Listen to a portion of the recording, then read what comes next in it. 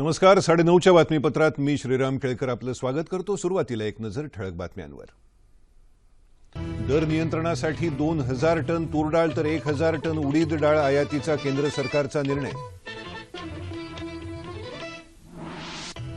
डाळी, खाद्यतेल आणि तेलबियांचा साठा करण्यावर 30 सप्टेंबरपर्यंत मर्यादा घालण्याचा राज्य मंत्रिमंडळाचा निर्णय.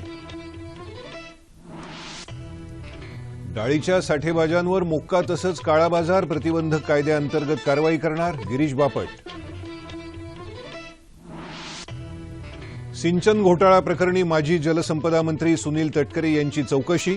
तपासात सहकार्य करण्याचं तटकरे यांचं आश्वासन. मराठवाड्याला पाणी सोडण्यावरून नगर नाशिकमध्ये आजही आंदोलन. पाणी सोडण्यास मुंबई उच्च न्यायालयाची तात्पुरती स्थगिती. भारत पाकिस्तान दरम्यान क्रिकेट सामने खेळण्याबाबत नवी दिल्लीत आयोजित आजची बैठक रद्द.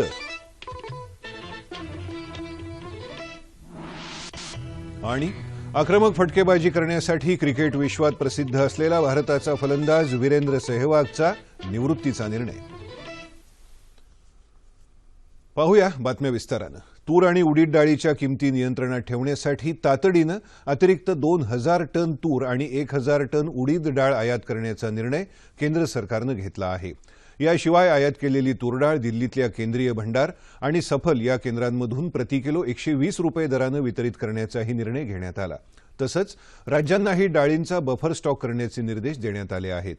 सरकारनं साठेबाजांविरुद्ध कडक कारवाई करत 5 राज्यांमधून 5800 टन डाळींचा साठा जप्त केला आहे. सरकारच्या या उपाययोजनांमुळे तूर डाळ, चणा डाळ आणि इतर डाळींच्या किमतीमध्ये आज दुसऱ्या दिवशी घट झाली. घाऊक बाजारात या डाळींच्या किमती क्विंटल मागे 300 रुपयांनी घसरल्या. डाळी आणि खाद्यतेलांच्या भाववाढीवर नियंत्रण ठेवण्यासाठी डाळी, खाद्यतेल आणि तेलबियांच्या साठ्यावर 30 सप्टेंबर 2016 पर्यंत निर्बंध घालण्याचा निर्णय राज्य मंत्रिमंडळाच्या आज झालेल्या बैठकीत घेण्यात आला. या निर्णयानुसार सर्व पदार्थांवर सरकारनं 2010 मध्ये निश्चित केलेल्या प्रमाणानुसार निर्बंध लागू राहतील. राज्य अधिवक्ता कल्याण निधी अधिनियमात सुधारणा करण्याचा निर्णयही आजच्या बैठकीत घेण्यात आला. यामुळे महाराष्ट्र आणि गोवा वकील परिषदेतल्या नोंदणीकृत वकिलांचं सदस्य शुल्क वाढवण्यात आलं आहे.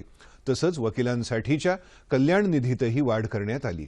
समाजकार्य महाविद्यालयातल्या ग्रंथपालांचं वेतन वाढवण्याचा निर्णयही आज मंत्रिमंडळानं घेतला. यामुळे राज्यातल्या 51 समाजकार्य महाविद्यालयातल्या 22 ग्रंथपालांना 6व्या वेतन आयोगानुसार वेतन मिळेल. डाळींचे भाव वाढल्याच्या पार्श्वभूमीवर डाळींची साठेबाजी रोखण्याकरता साठेबाजांच्या विरोधात मोक्का आणि MPDA म्हणजे अत्यावश्यक वस्तूंचा काळा बाजार प्रतिबंधक कायद्याअंतर्गत कारवाई केली जाईल, अशी माहिती अन्न आणि नागरी पुरवठा मंत्री गिरीश बापट यांनी प्रसारमाध्यमांना दिली.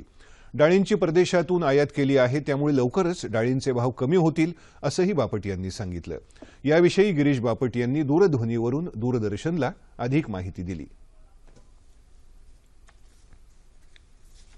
आज रोजी राज्याच्या कॅबिनेटने निर्णय केला की डाळीच्या संदर्भामध्ये, कडधान्याच्या संदर्भामध्ये ज्यांच्याकडे अवैध साठे असतील त्याची मर्यादा काय आहे ही केंद्राने काल एक आदेश काढला आणि त्या आदेशाला आज आम्ही मान्यता दिली. 2 गोष्टी आहेत की तूर डाळीचे विशेषतः भाव ज्या पद्धतीने आता वाढले आहेत त्याला काही कारण आहेत. एक तर आता त्याचा पेरा कमी आहे, उत्पादन कमी आहे.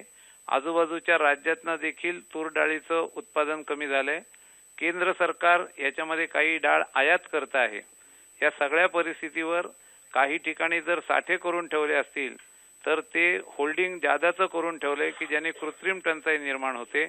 आणि म्हणून आजही राज्य सरकारने हा निर्णय केला की शहरी विभागामध्ये 3000 क्विंटल, किरकोळीकडे 300 क्विंटल, छोट्या नगरपालिका या शहरामध्ये 2000 क्विंटल, किरकोळीमध्ये 150 क्विंटल आणि बाकीच्या काही भागामध्ये अशाच पद्धतीनं किती साठा असावा याच्या मर्यादा आम्ही घातलेल्या आहेत. याच्यापेक्षा जास्त साठा ज्यांच्याकडे असेल ते साठे जप्त केले जातील आणि त्याचा लिलाव करून तो जनतेला खुला केला जाईल. राज्यात कृत्रिम टंचाई निर्माण करून, काळा बाजार करून जर कोणी गोरगरिबांना वेठीची धरत असेल तर सरकार त्यांची गय करणार नाही आणि म्हणून कायद्याचा बडगा त्यांच्यावरती लागू केला जाईल. वेळ प्रसंगी मोका किंवा MPDA सारखी कारवाई देखील अशा काही लोकांवर केल्या जाईल की जे कृत्रिम साठा निर्माण करून राज्यामध्ये महागाई करतायत.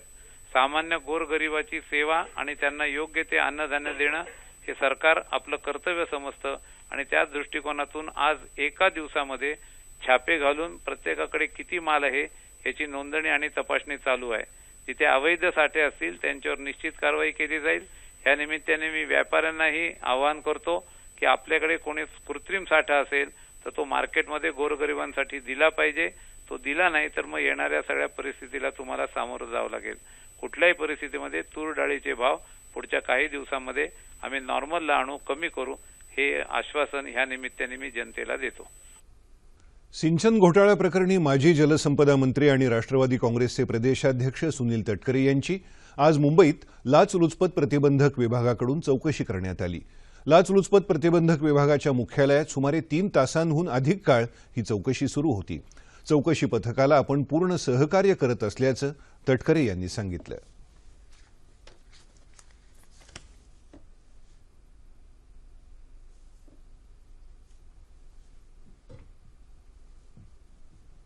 मी चौकशीला पूर्णपणाने सहकार्य केले आणि करत राहणार। आपले विचार मांडण्यासाठी विघातक कारवायांचा मार्ग अवलंबणाऱ्या वृत्तींचा केंद्रीय वित्तमंत्री अरुण जेटली यांनी निषेध केला आहे।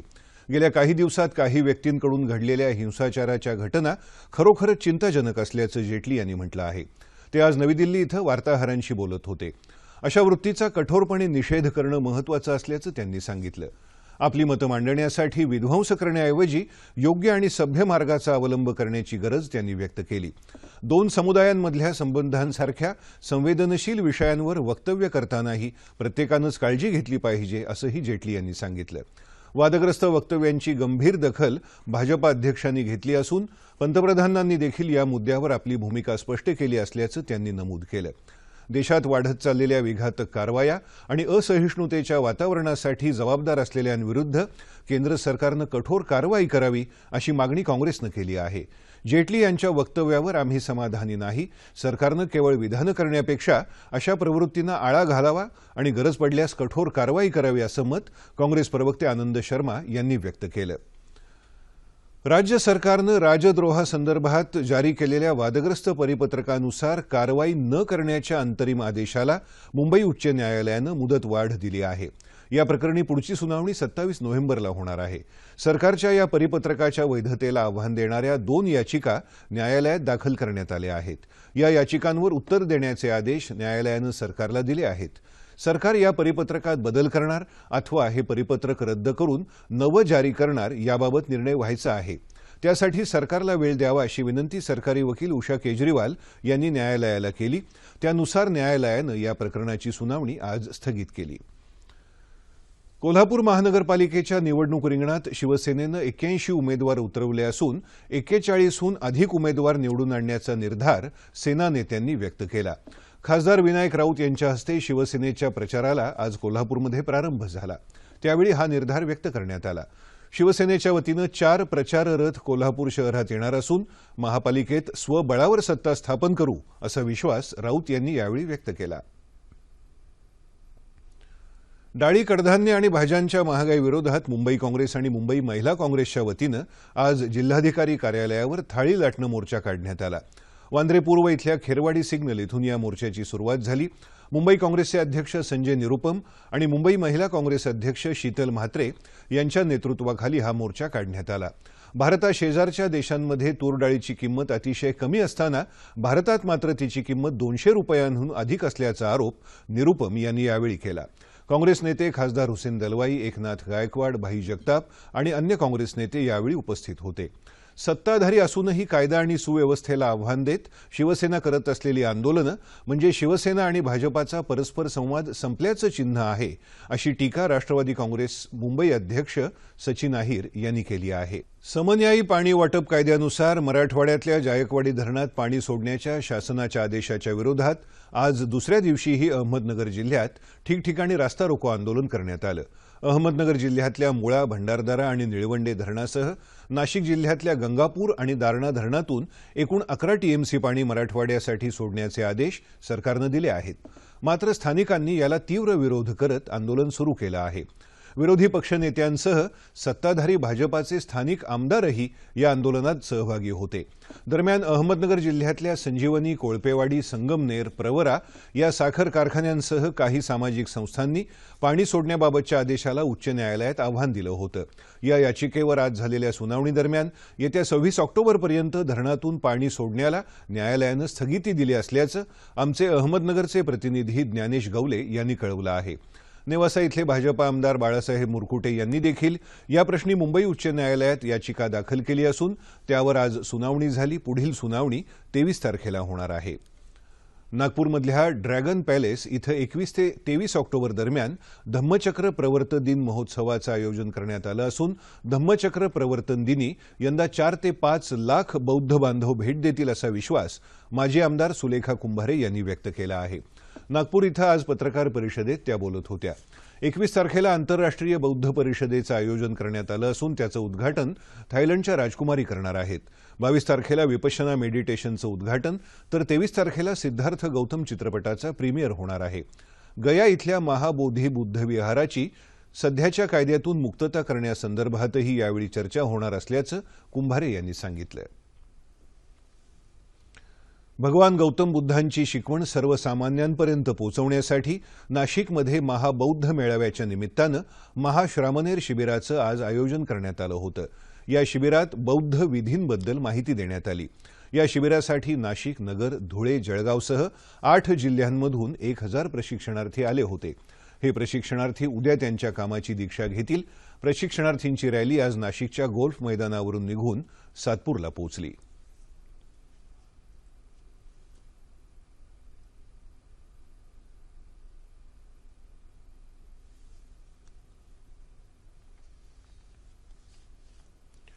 आज अनेकांना हाडं ठिसूळ होण्याच्या समस्येला तोंड द्यावं लागतंय. तरुण वयातही ऑस्टिओपोरोसिस अर्थात हाडं ठिसूळ होण्याचं प्रमाण प्रचंड वाढत असल्याचं चित्र आहे. या व्याधीविषयी जनजागृती व्हावी या हेतूनं आज जगभरात ऑस्टिओपोरोसिस दिन पाळला गेला. त्यावर टाकलेला हा एक दृष्टिक्षेप. धकाधकीचं जीवन आणि बदललेली जीवनशैली, त्यातच व्यायामाचा अभाव यामुळे लोकांमध्ये ऑस्टिओपोरोसिस अर्थात मानवी शरीराची हाडं ठिसूळ होण्याचा विकार वाढल्याचं दिसून येत आहे. तरुणांमध्ये त्याचं वाढत असलेलं प्रमाण हे गांभीर्यानं दखल घ्यावी असंच आहे. योग्य आहार आणि व्यायामाचा अभाव यामुळे हा आजार अनेकांना आपल्या कवेत घेत असून जगभरात ऑस्टिओपोरोसिसमुळे दरवर्षी सुमारे 8 कोटींपेक्षा अधिक लोकांची हाडं कमजोर होऊन अस्थिभंग होत असतात.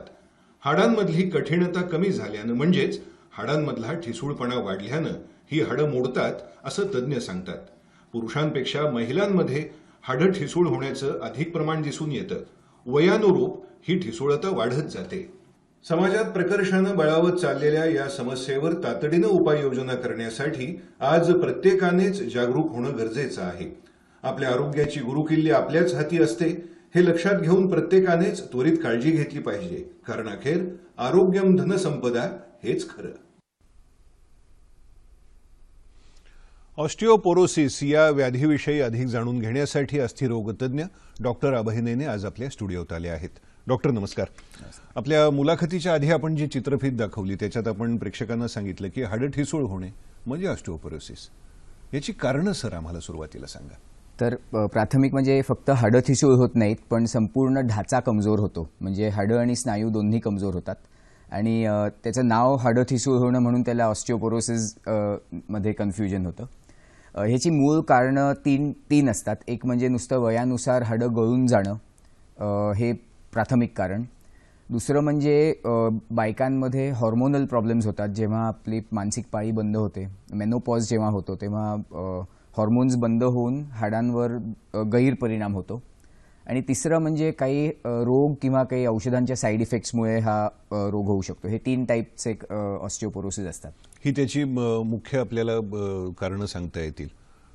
हां, म्हणजे बायकांमध्ये तुम्ही म्हणालात तसं कॅल्शियमचं प्रमाण कमी होतं. उतार वयामध्ये हाडांची पूर्ण शरीराची क्षमता कमी होते. याच्याबरोबर सर आता आपण आपल्या चित्रफितीत सांगितलं की व्यायामाचा अभाव आणि बदलती जीवनशैली तरुणांमध्ये याचं प्रमाण वाढताना दिसतंय. त्याच्यामागे ही 2 कारणं असावीत, काय सांगा? मूळ कारण हल्ली हा आजार वाढणं ह्याचं मूळ कारण आहे की ऑस्टिओपोरोसिसला प्रिव्हेंट करणं ह्याला 3 गोष्टी लागतात. एक म्हणजे लहान वयात वाढत्या वयात सूर्यप्रकाश, एक म्हणजे दुसरं म्हणजे वाढत्या वयात आहार हा चांगला असणं, आणि तिसरं म्हणजे वाढत्या वयात व्यायाम करणं. आणि ह्या शैली आपल्यामध्ये बदललेल्या दिसत आहेत आजच्या पिढीत. आणि आपली मुलं हल्ली क्रिकेट फुटबॉल सोडून व्हिडिओ गेम्स आणि सिनेमे बघतात, म्हणून सूर्यप्रकाश मिळत नाही, एक्सरसाइज मिळत नाही. आणि ऑफकोर्स डाएटमध्ये बर्गर आणि कोलाज वर जास्त भर जातो आणि चांगले प्रोटीन्स किंवा जे आपण चांगले जेवायची शैली म्हणतो ती आता मिस होते. तर ह्याच्याने आपला ढाचा तयारच होत नाही आणि बोन बँक जी आपण म्हणतो, जी एव्हाना वाढली पाहिजे ती वाढत नाही, आणि मग आपण ती गळत जाते आणि पटकन आपल्याला ऑस्टिओपोरोसिस होतो. त्याचा आभास आपल्याला समजतो. बरोबर. आणि समाजाच्या सर्वच स्तरात हे प्रमाण आपल्याला वाढते दिसते, म्हणजे लहान मुलांपासून वृद्धांपर्यंत. मगाशी सर तुम्ही असं बोलताना सांगितलं की बायकांमध्ये याचं प्रमाण वाढताना आपल्याला दिसतं. त्याच्या मागची मुख्य कारणं काय सांगते? मुख्य म्हणजे बायकांमध्ये एक डिसएडव्हान्टेज असतो. जेव्हा पाळी बंद होते किंवा मेनोपॉज होतो तेव्हा त्यांचं इस्ट्रोजेन बंद होतं, आणि बायकांसाठी इस्ट्रोजेन हे हाडं मजबूत ठेवायला खूप इम्पॉर्टंट असतं, आणि ते जर का बंद झालं तर एकदम हाडं गळून लागतात. आणि हा पहिला प्रॉब्लेम. दुसरं म्हणजे आपल्या आणि जगभरात ॲक्च्युली बायकांमध्ये दुखणी अंगावर काढण्याची प्रवृत्ती, आणि ऑस्टिओपोरोसिस हा सायलेंट डिझीज आहे, म्हणजे नकळत येणारा आजार, छुपा आजार. त्याची पहिली चिन्ह म्हणजे अगदी सिंपल असतात. नुसतं अंग दुखणं किंवा थकवा येणं किंवा क्षमता कमी होणं, आणि ह्या गोष्टी बायका अंगावर काढतात आणि हे आपल्याला होणारच असं समजून काम करत राहतात.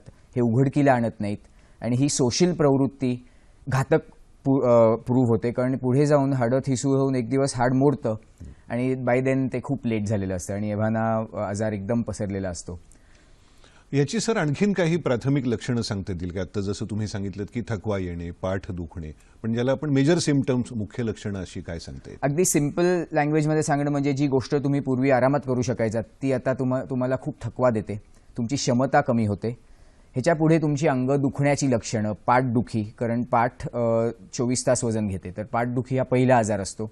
जे लोकांना चालण्याची प्रवृत्ती असते त्यांना पाय दुखतात, घरी साधी कामं करून आराम करावा असं वाटतो.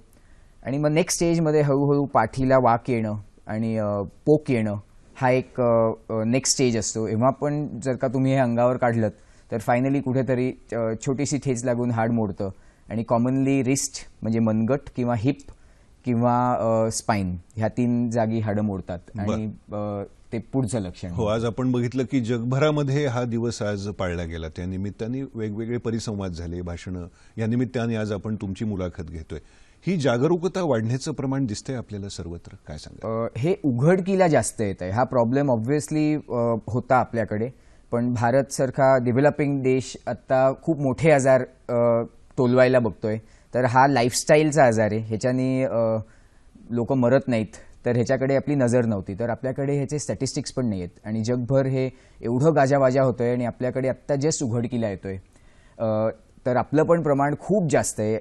प्रॅक्टिसमध्ये आम्हाला हे खूप जास्त दिसतं, मात्र हे अगदी टोकाशी येतं तेव्हा आम्हाला दिसतं. बरोबर. आता हा सगळा प्रश्न आपल्यासमोर दिसला, समस्या आपल्यासमोर दिसल्या, आता डॉक्टर अभय त्याच्यावर आम्हाला उपाय सांगतील. तर उपाय इतका सोप्पा असता तर हा प्रॉब्लेम झालाच नसता, पण अगदी थोडक्यात सांगणं म्हणजे ह्याचा उपाय प्रिव्हेन्शन, म्हणजे हा होऊच देऊ नका. तर लहान एजमध्ये किंवा नव्या जनरेशनला, नव्या पिढीला तुम्ही एक्सप्लेन करा की आपल्याला व्यायाम म्हणजे एक्सरसाइजचं किती इम्पॉर्टन्स आहे, आपल्याला करेक्ट आहार, तुम्ही बाकी काहीही खा पण बेसिक प्रोटीन्स आणि कॅल्शियम आणि विटॅमिन्स हे सोडू नका. आणि सूर्यप्रकाशाचा प्रॉब्लेम थोडासा फनी आहे, कारण सिटीजमध्ये जरी तुम्ही बाहेर गेलात तरी तुम्हाला तो सूर्यप्रकाश मिळत नाही जो तुम्हाला लागतो, कारण अल्ट्राव्हायोलेट रेज स्मॉग म्हणजे आपल्या पोल्युशनमुळे लपले जातात. पण ह्या 3 गोष्टी जर का तुम्ही सुरुवातीलाच प्रॅक्टिस केल्यात तर तुम्हाला ऑस्टिओपोरोसिस होणारच नाही, आणि हा एकोएकच ह्याचा इलाज आहे. ह्याच्या पुढे जेव्हा ऑस्टिओपोरोसिस येतो तेव्हा जे आम्ही इलाज करतो ते अगदी टोकाचे इलाज असतात आणि त्याचा फायदा पण एवढा नसतो. पण टॅबलेट्स आणि इंजेक्शन्स, ह्याच्या हॉर्मोनल इंजेक्शन्सनी आपण ह्याचा इलाज करू शकतो. एक गोष्ट मात्र सांगण्यासारखी आहे की कॅल्शियम खाऊन ऑस्टिओपोरोसिस नाही होत हे चुकीचं आहे, आणि ऑस्टिओपोरोसिस झाल्यावर कॅल्शियम देऊन ऑस्टिओपोरोसिस बरा होतो हे पण चुकीचं आहे, कारण कॅल्शियम हे एक रॉ मटेरियल असतं आणि ऑस्टिओपोरोसिस हाडाची फॅक्टरी बंद करण्याचा प्रॉब्लेम असतो. तुम्ही कितीही रॉ मटेरियल आणलं तरी फॅक्टरी बंद असती तर त्याचा काही फायदा नाही. मांसाहारी लोकांमध्ये हे प्रमाण तुलनेने कमी आढळतं शाकाहारी लोकांपेक्षा. खरं आहे का सर हे? एका अर्थाने खरं आहे, कारण शाकाहारी आहारात कॅल्शियम आणि व्हिटॅमिन डी आणि प्रोटीन्स ह्याची स्वाभाविक कमी असते. पण आपण जर का करेक्ट शाकाहारी जेवलो तर आपल्याला ही कमी समजणार नाही. म्हणजे डाळी आणि सुकामेवा आणि ह्या टाईपचे कठोळ ह्या टाईपचे जर का प्रकार तुम्ही ग्रीन लिफी व्हेजिटेबल्स म्हणजे पालक भाज्या ह्या तुम्ही जर का ॲडिक्वेट ठेवल्या तुमच्या डाएटमध्ये तुम्हाला होत नाही. मी शाकाहारी आहे आणि नक्की मला ऑस्टिओपोरोसिस नाही आहे. बर, ह्या सगळ्याचा सारांश डॉक्टर अभय आपल्याला असं सांगता येईल की हा एक छुपा आजार आहे आणि तो लहान मुलांपासून ज्येष्ठ नागरिकांपर्यंत सर्वांनाच आता दिसतोय.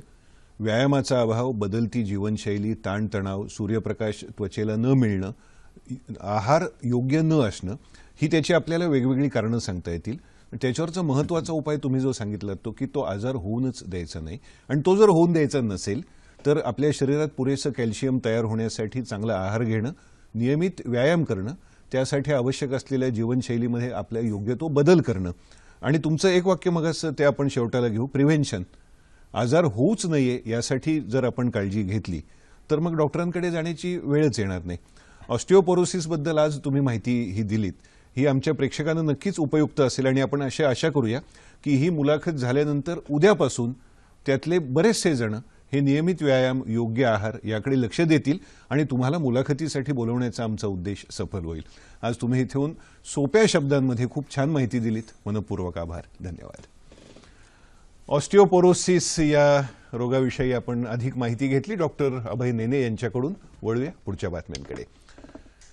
देशाच्या सीमेवर गोळीबार करणाऱ्या दहशतवादी कारवायांना प्रोत्साहन देणाऱ्या पाकिस्तानला शत्रू राष्ट्र घोषित करून त्यांना शत्रूप्रमाणे वागणूक देण्याची आणि त्यांच्या नागरिकांना, कलाकारांना भारतात प्रवेशबंदी करण्याची मागणी सनातन संस्थेनं केली आहे.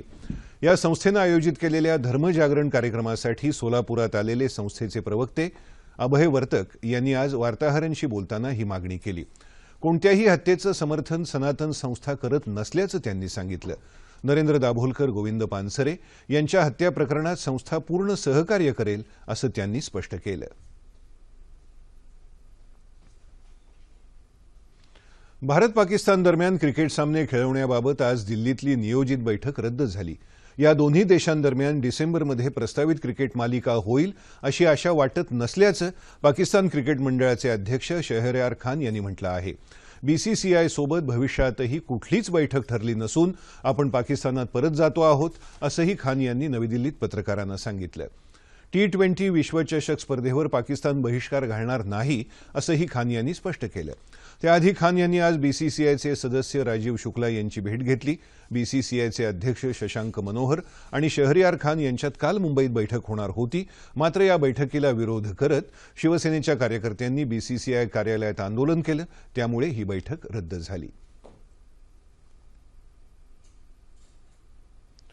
धुवाधार आणि आक्रमक फटकेबाजीसाठी प्रसिद्ध असलेला भारताचा फलंदाज वीरेंद्र सेहवाग यानं आज सर्व प्रकारच्या क्रिकेटमधून निवृत्ती घेण्याचा निर्णय जाहीर केला. आंतरराष्ट्रीय आणि आयपीएल क्रिकेटमधून निवृत्ती घेत असल्याचं सेहवागनं ट्विट संदेशात म्हटलं आहे. आपल्या कारकिर्दीवर आपण समाधानी असून भारतासाठी खेळणं हा अविस्मरणीय अनुभव होता असंही त्यानं म्हटलं आहे. 12 वर्षांच्या क्रिकेट कारकिर्दीत सेहवाग 104 कसोटी सामने खेळला. त्यात एकूण 8,586 धावा त्याच्या नावावर आहेत. फटकेबाजीसाठी प्रसिद्ध असलेल्या सेहवागनं पाकिस्तान विरुद्धच्या मुलतान कसोटी सामन्यात 319 धावांचा विक्रम केला होता. दक्षिण आफ्रिकेविरुद्धही त्यानं 309 धावा काढल्या होत्या. त्यानं एकूण 251 एकदिवसीय सामन्यांमध्ये 15 शतकं आणि 38 अर्धशतकं फटकावत 8,273 धावा काढल्या. 2007ची विश्वचषक स्पर्धा आणि T20 विश्वचषक स्पर्धेतल्या विजयातही सेहवागचं मोठं योगदान आहे. महाराष्ट्र राज्य टेबल टेनिस असोसिएशनच्या वतीनं पुण्यातल्या बालेवाडी क्रीडा संकुलात राज्यस्तरीय टेबल टेनिस स्पर्धेचं आयोजन करण्यात आलं आहे. या स्पर्धेत राज्यातल्या 28 जिल्ह्यांमधून सुमारे 1300 मुलामुलींनी भाग घेतला आहे. ही स्पर्धा 10, 12, 14, 17 आणि 21 तसंच खुल्या गटामध्ये होत आहे. या स्पर्धेच्या निमित्तानं मराठवाडा तसंच विदर्भातल्या ग्रामीण भागातल्या खेळाडूंना व्यासपीठ मिळालं असल्याचं असोसिएशनचे अध्यक्ष शिवाजी सरोदे यांनी सांगितलं. या खेळाला जर प्रोत्साहन द्यायचं असेल तर राज्य सरकारनं खेळांच्या साहित्यासाठी सबसिडी द्यावी अशी अपेक्षाही सरोदे यांनी यावेळी व्यक्त केली. या स्पर्धेचं हे दुसरं वर्ष असून येत्या 25 तारखेला स्पर्धेचा समारोप होईल. क्रीडा वृत्तानंतर एक नजर हवामानावर. कोकण आणि विदर्भाच्या काही भागात कमाल तापमानात सरासरीच्या तुलनेत लक्षणीय वाढ, तर मराठवाड्याच्या काही भागात कमाल तापमानात सरासरीच्या तुलनेत किंचित वाढ झाली आहे.